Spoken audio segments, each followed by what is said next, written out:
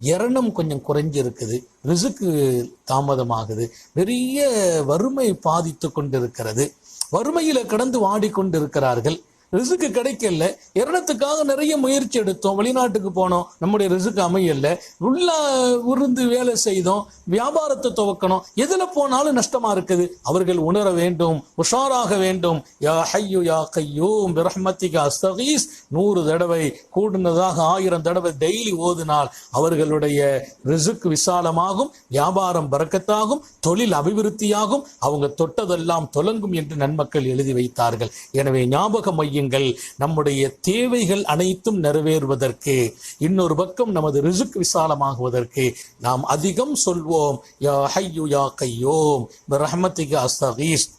அல்லாஹ் நிச்சயம் நிறைவேற்றி தருவான். அண்ணல் பெருமான் தன் அருமை மகள் என் ஈரக்குலை துண்டு என்றார்களே ஃபாத்திமா, அவர்களுக்கு சொல்லிக் கொடுத்த துஆ, காலையும் மாலையும் இதை ஓத விட்டு விடாதீர்கள் என்றார்கள்.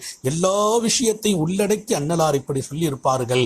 அல்லாஹு ரப்புல் ஆலமீன் அற்புதமான இந்த திக்ரை, இந்த துஆவை நாமும் செய்து நமது எல்லா தேவைகளையும் அவன் நிறைவேற்றி தருவானாக, சங்கடமில்லாத வாழ்வை தருவானாக, நாம் எந்த நெருக்கடியில் இருப்போமோ அதை தீர்த்து வைப்பானாக, நமது ஹலாலான நாட்டங்கள் அத்தனையும் நிறைவேற்றி தருவானாக.